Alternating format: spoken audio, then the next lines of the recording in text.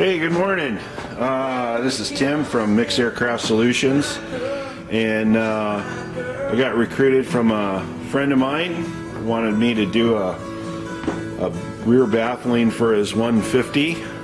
His name's Eric, and this is a special video for him, and at the same time I thought I'd throw it out there and show you what the trace-a-punch can do. So a trace-a-punch is basically a big nibbler. It runs off 110 volts. Some of the bigger ones are 220, but it has a circular die and a circular punch, and you make a flat pattern of anything you want, and you can cut it out of aluminum or steel. I've had some luck with titanium back where I used to work before, and then stainless steel. Stainless steel, you got to be careful how thick and the hardness of it. If you go up to like half hard, you'll have some issues, especially if it's thicker stainless steel. So anyway, the basics for me, I use this a lot for making baffling and quick parts that I can rough out a quick pattern for and then cut it out, especially if it has a lot of contours and stuff like that. It's the easiest thing to do. So here is one of my flat patterns that I use. It's for a small Continental rear baffle. It's made out of Lexan, so it's 1/8 inch thick, and I spent a little bit of time on cutting this out so it has a nice pattern. And that's the thing to take note too. If you're making parts with these, your part is only as good as your pattern. So if you take a little bit of time on your pattern and you make it, you'll never have to make it again, and you can bump out parts pretty quickly with it. So here's the part that I did last night with this pattern.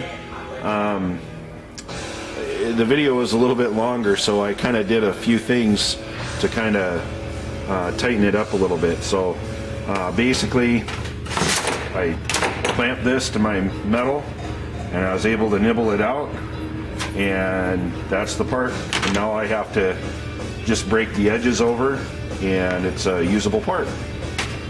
So I also like to use the white lithium grease.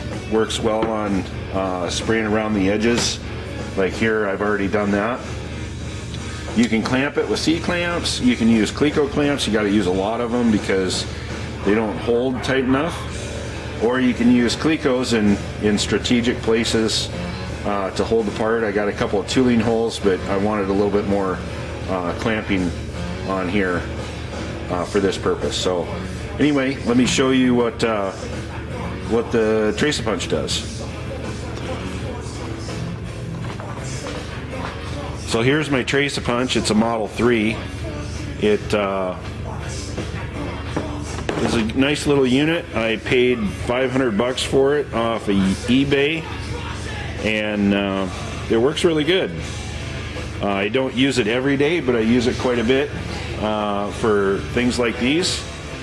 And basically you have your hold down clamp, and you have to adjust the lower die so that when the upper die is to its fullest open, that you have the thickness of the metal, which here is 32 plus a little bit more, so you can move the metal around inside there. And what we'll have to do is move these clamps around to get the rest of it. So let's start.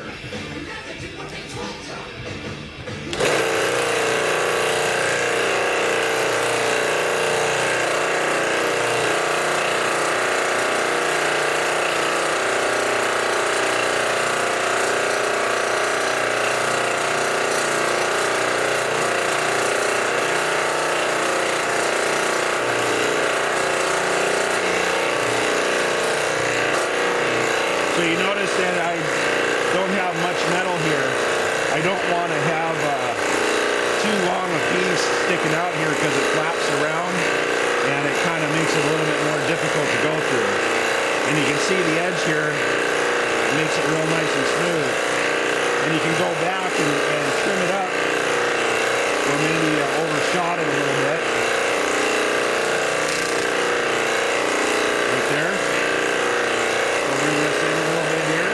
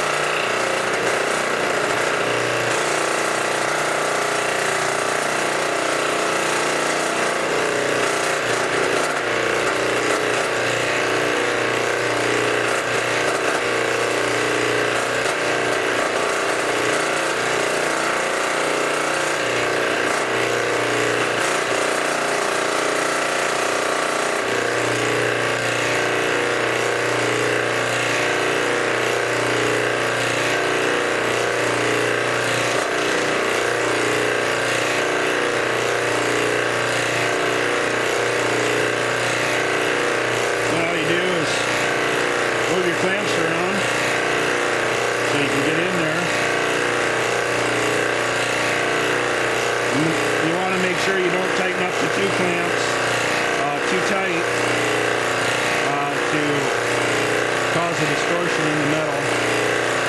So you just want them good and snug.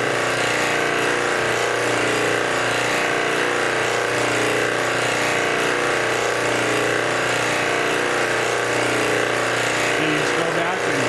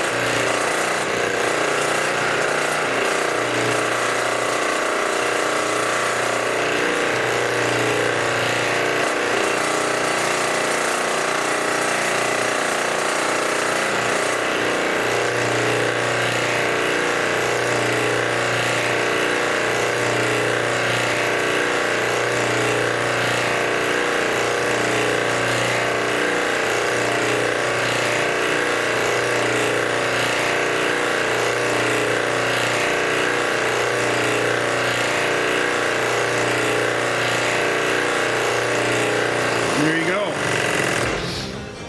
So if you cruise around on the edge, if you go too fast, you'll get scallops in there. So you want to move at a decent rate of speed so that you have a nice smooth edge. And then all you have to do is come back and break it with a file or a deburring wheel, and it makes a nice edge, and you're ready to start forming the part. So anyway, I hope you enjoyed this video. Again, it's a Model 3. This one is a Model 3 Trace-A-Punch from Heck Industries. And it just nibbles out the metal, makes little moon cuts out of it. And you can get different dies and punch sets, different hardnesses for whatever thickness of metal. And I think that you can do, it doesn't say,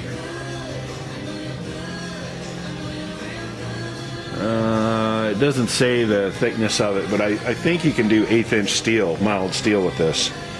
But I just do mainly thin stainless and aluminum with it. It works really well. Hope you enjoyed it. Thank you for watching.